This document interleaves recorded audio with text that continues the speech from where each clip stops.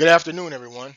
My name is Miguel Barnes, and I'm here to present my process intervention project for HCD 691.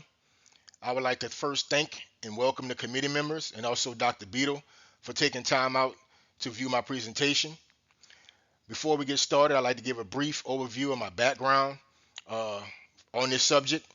I'm currently a 7-year operator at Chevron Ornite, which is the fuel additives and lubricants division of Chevron. I'm currently serving as the chief operator in the mixer building, which is the name of my unit. And as a chief operator, I serve as the second in command on sea crew in the unit. I'm here to present my process intervention, which is the paraformaldehyde addition process intervention. This process intervention was undertaken to address a need of a recurring issue that was happening in our unit with our operators being constantly uh, overexposed to a hazardous chemical, paraformaldehyde, which is a key component to one of our fuel additives and lubricants that we make for the rail market, which is OLA 224. So, paraformaldehyde is itself is a key raw material used to produce OLA 224, which is one component of a blend package that we put together for the rail industry. This particular dry raw material that comes in a dry chem form possesses a multitude of hazards. It's an asphyxiant, it's a carcinogen, and it's also a static accumulator. These 2,000-pound super sacks of paraformaldehyde is shipped to Chevron Ornite and is stored in our chemical warehouse for safe storage until it's time to be consumed when production is underway. The one thing that we wanted to do is we wanted to design a new process so where we can introduce the raw material to the chemical reactors, still produce the product, but most importantly, do it in a way that doesn't give our operators or our contract employees overexposure to the hazardous material that we're using to produce said product. So this made us have to go to the drawing board and we had to rethink our current production methods. Our current production methods is we hook the 2,000-pound super sacks up to a harness that we call the bird cage that has a funnel attached to it that affixes itself to the chemical reactors. And once we do that, there's a deployment string that we release on a 2,000-pound super sack, which allows the chemical to then gravity flow into the chemical reactor. By doing so, our current PPE standards consider us wearing a full face respirator with cartridges for rated for organic vapors, a Tyvek 400 suit, and appropriate chemical gloves. So, because of medical testing that was taking place last year, it was discovered that even with our current PPE in place, our current safety methods that were in place, that our operators were still getting overexposed beyond the time weighted average that they were supposed to with this hazardous material, paraformaldehyde. So this led us to trial new addition practices, to adding the chemical to the process. We also had to come up with advanced engineering controls. And most importantly, we had to implement new automation and to remove operators from the exposure area. So the primary objectives of this project was to enhance our medical surveillance, create a temporary operating procedures, which would ultimately lead to engineering controls that could prevent our operators from interacting with the hazard in such a direct way. So the medical surveillance is something that we have at Chevron with all of our operators and all of our production units. And depending on the nature of the hazards, depending on the type of medical surveillance that is needed to monitor exposure levels, uh, hearing, also vision, and other critical functions that could be affected by interacting with the chemicals that we do on a day-to-day basis. But with our paraformaldehyde testing that we've done recently, we found out that our medical surveillance system that we had in place for the operators that was in our paraformaldehyde program was not sufficient enough to really address the needs and the potential long-term health consequences that could be had by the overexposure to paraformaldehyde.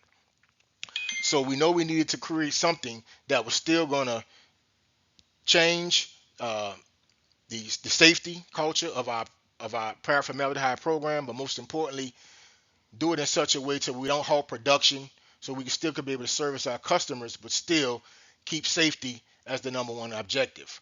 So we had to come up with a temporary operating procedure, which was a way for us on the fly to create some safety measures to serve as a stopgap for the exposure levels, but at the same time buys us time to create our ultimate level of safety under Chevron protocol, which is engineering controls. Engineering controls under Chevron policy is basically a situation to where the processes are engineered in such a way to where the hazard itself has no interaction with the employee or the affected workforce. So in this project, we had a few deliverables that we needed to accomplish to make sure we achieve our ultimate goal of the engineering controls. So we needed a new paraformaldehyde super sacks with enhanced structural integrity. So some few months back, we was getting paraformaldehyde from our supplier Celicor, and what happens is that Celicor was getting its bags that it used to fill with paraformaldehyde from a third party, which means by the time Chevron gets it, you have two levels of failure that could have possibly happened before our operators interact with paraformaldehyde.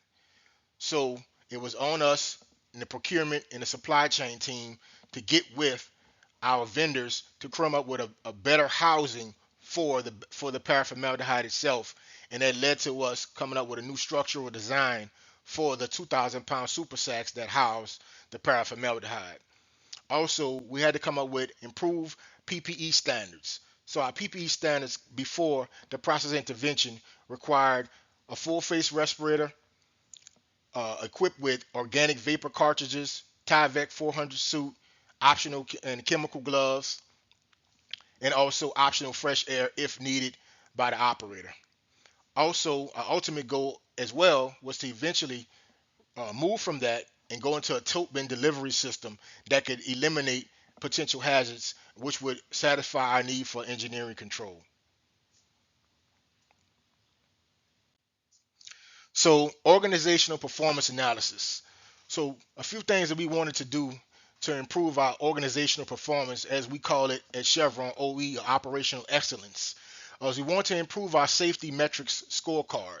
So, every month, we have a safety scorecard that's published on the homepage of our SharePoint site that kind of gives an overview of this the safety record of our facility for all to see who's involved at Oak Point.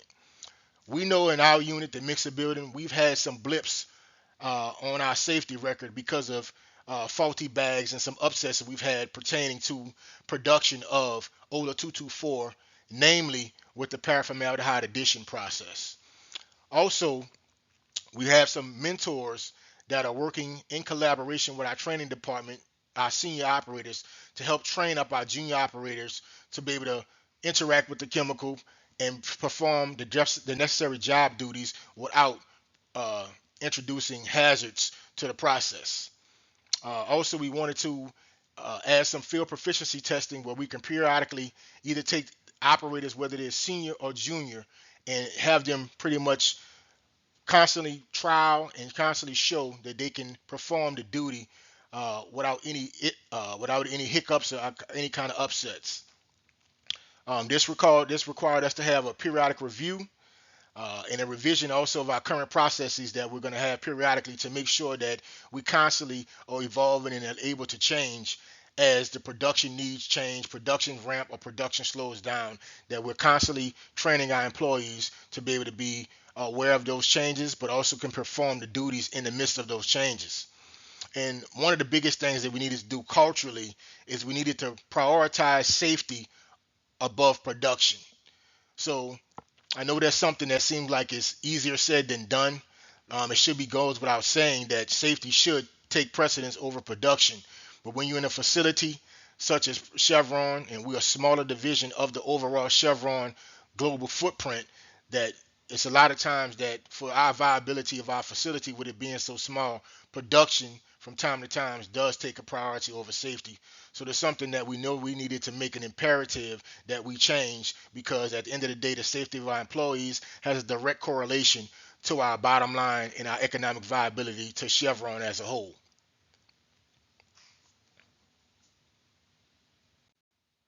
So let's talk about our project wins. Some of the things that we accomplished during this process intervention bolster our safety culture and overall Chevron safety culture, specifically here at Oak Point. We had to close some gaps in communication, and we had to give a greater emphasis on our automation. So let's go ahead and briefly touch on how we accomplished those goals with each one of these project wins. So bolster the safety culture kind of goes back to what we talked about with the safety metrics that we have every month. So we understand that safety is the first priority of all of our job duties and all our responsibilities here at Chevron. But we know we needed to take it to another level to increase our safety. So that had us to redirect some of our resources from projects that were not as prominent at the time, and redirect some of that the brain trust over to addressing this issue with the paraformaldehyde addition, and that led us to coming up with new processes, some new engineering controls that we was able to put in place on the fly, and that increased our safety record.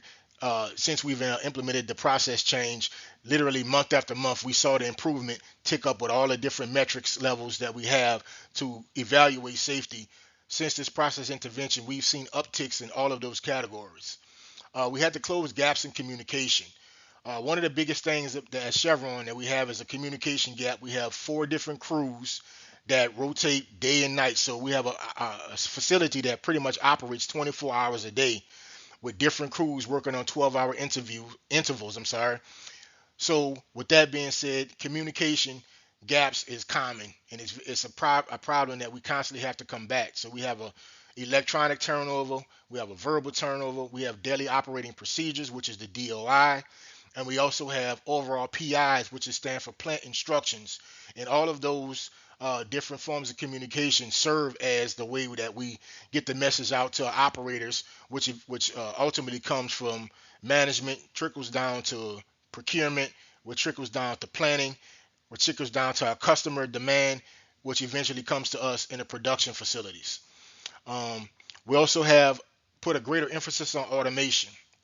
Working at a plant and at a production facility, due to the nature of the hazards, majority of our processes are automated to make sure that we provide our employees with the safest way to produce products using hazardous materials, interacting with chemical reactors that have violent reactions to make some of the products that we use.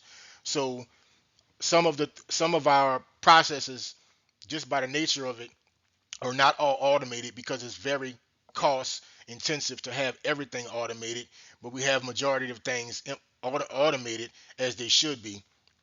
But this process intervention that we undertook showed us that there was an opportunity area here for us to take some of the paraformaldehyde addition process that we currently have, put some automation towards it, and to also help out with, and that will also bolster our safety culture at Chevron and prevent our operators from being subjected to such hazards. So before we implemented the process, we had to identify some of our potential constraints, some of the things that are going to hold us back from achieving our ultimate goal. So we had to look at some of these things. So namely, here's a few of them on the screen. We have a budget for capital improvement. So with us being a smaller division of Chevron globally, we have certain projects that we are dream projects for engineers and management as far as expansion, bringing new units online. And those things will always kind of get highlighted as some of the lofty goals that want to be undertaken. And the paraformaldehyde process kind of put a stop to some of those lofty goals, because instead of using capital towards expansion, where they take some of that capital and redirect it towards improving the process that we already had in place. We also had to increase our volume order with our vendors. So with paraformaldehyde, with us making this product, which is OLA 224, which is 100% for the rail industry, we really don't make much of it uh, globally. We don't really make much of it a year. So we have 3 Chevron Oranites. There's one in Gonfreyville, France. There's one in Chevron, and we're the only one in America.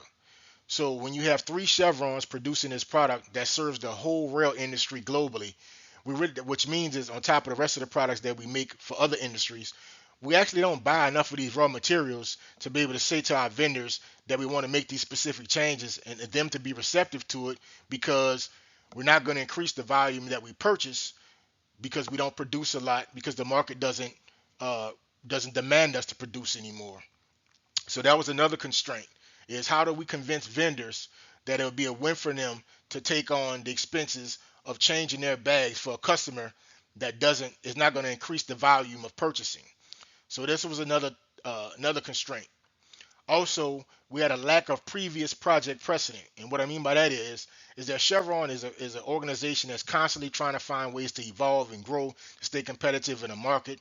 As you know, we have Shell, we have Exxon, we have Marathon, we have BP, we have competitors even in the chemical sector, such as Dow and BASF. So we constantly always trying to evolve and find ways to stay competitive, try to market our products, try to make sure that we have the best scientific research, training and development processes in place so we can stay viable in our market and also hold on to some of the sectors that we actually lead in. But with this project that we want to undertake, and since it was a project of that we already felt that we solved, there was no record left or no breadcrumbs left by previous engineers on how to approach this situation. Another issue that we had was lack of we have an attrition problem as well. We have a lot of operators that are retiring, and when they're retiring, some of that information, some of the brain trust and expertise that we need to train up our junior operators is also retiring with them. Also, we have an LNG plant that's being built down the street that's siphoning some of our experienced employees because they're offering greener pastures, if you will. So this was another constraint. So overall, we had budget constraints. We had constraints with our order capacity to our vendors. We also have a retirement issue, and we also have an attrition issue with some of our operators deciding to leave to go to other plants for what they perceive to be better opportunities. So to implement this change, we use the ADCAR model, which is a methodology that's encapsulated into the ProSize method. So ADCAR is an acronym that stands for awareness, desire, knowledge, ability, and reinforcement.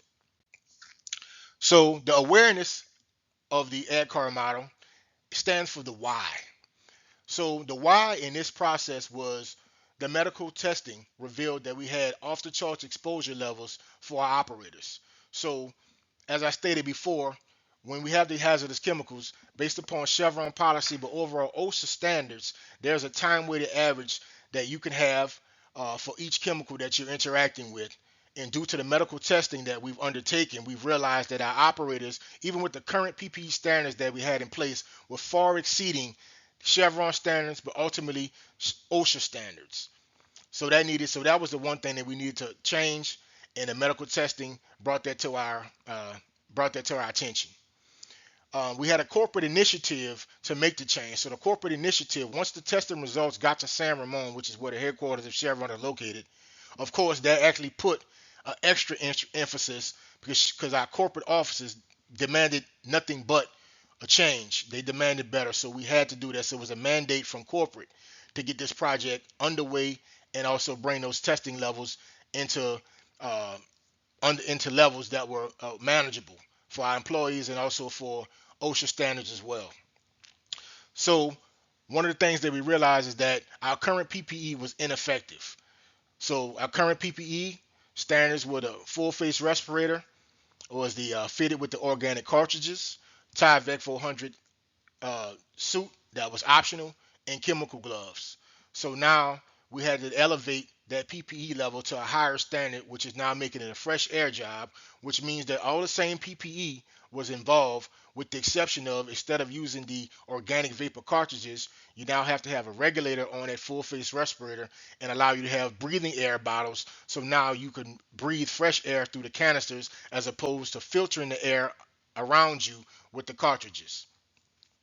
Also, we also was aware due to the testing, due to the fact that we realized that our PPE was not preventing the hazard for our employees, that our safety of our employees was in jeopardy.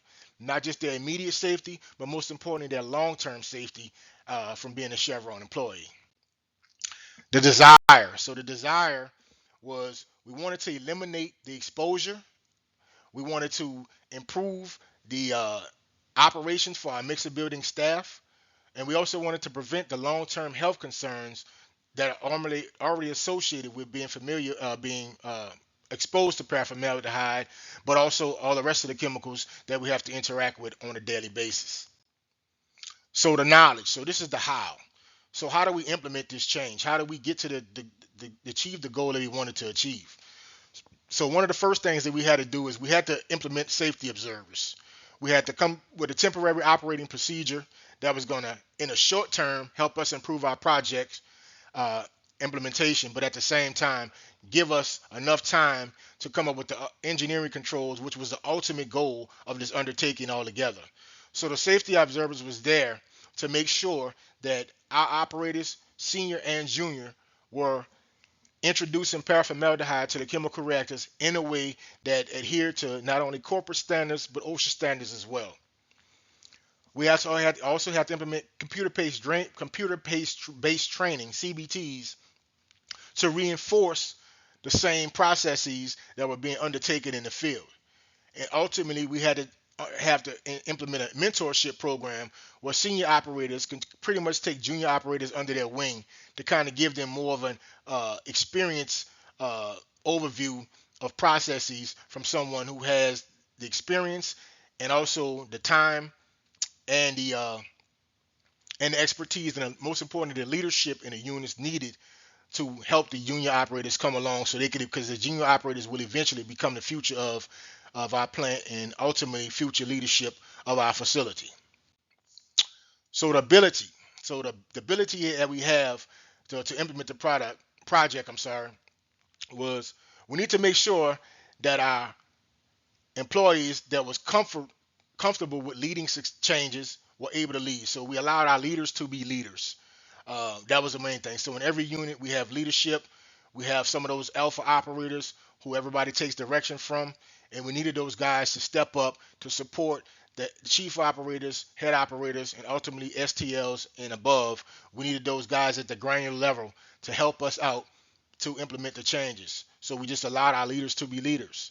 We had to keep our changes simple. We have to understand that working at a plant, we open 24 hours a day, 7 days a week. No holidays is really for us. We constantly working, constantly rotating around the different constraints. Our work schedule comes out once a year, so everybody knows in January all that off time. So working in a situation like that, everything is pretty much routine. So we had to make sure that the changes, although drastic, still had to be done in such a way to where it was implemented incrementally, but in simple terms, so we can make sure that it's easy for operators to adopt these changes into their routine. Wholesale change, we felt, would have caused operators to get out of their routine, which could potentially lead to other upsets in the unit that had nothing to do with paraformaldehyde addition. So we want to make sure we keep the changes incremental, keep them simple, but at the most importantly, keep them impactful at the same time. Once again, we leaned on our senior operators for training. Once we trained those guys up, they showed the field proficiency needed to replicate the process. They was able to then train the junior operators, take them under their wing, and help bring them up to speed, so to speak. Also, we had to make sure that the operators had all the resources needed. So we had to make sure that we had the bottle watches in place with our contract partner Zachary to always have the bottles filled, always have the bottles on the operating deck, and also had a staff member who was trained in bottle wash to make sure that whenever we're producing Ola 224 for those production campaigns, that the staffing is needed 24 hours a day to make sure that we have the bottle watches needed, the PPE available from Fastenal, and most importantly, the safety oversight and the medical oversight all in place simultaneously so operators can have what they need to perform the task that we ask of them. So how do we reinforce the training and all of the goodness, the good things that came out of this process intervention? First of all, we had to make sure we implement field testing. So periodically, we had to constantly take operators, whether they senior operators, guys who are about to retire, or guys who just came to the unit yesterday. We had to make sure we had to implement periodic field testing to make sure these skills that we're training are constantly sharp, and our operators are constantly aware of the hazards.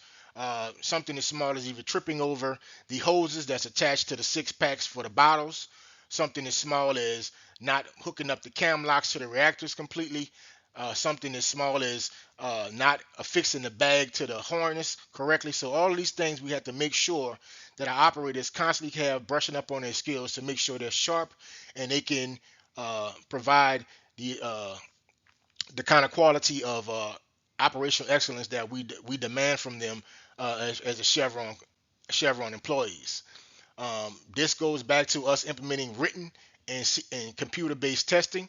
So annually, we have CBTs that are put on our SharePoint site under our Learning tab, and periodically the operators will have to go in and do a CBT test, and the test is going to give them basically a computerized version of our processes where they'll have to answer questions, and it's either pass or fail how they do, and they have to get a certain score to be able to move to the next CBT. And the score that we require for the paraformaldehyde edition CBT course is 80% or higher, of course. And also in the training department, there's some annual testing where written tests will be used in conjunction with the CBTs to make sure that operators really have the total field proficiency that we need. We also have to deploy the field observations.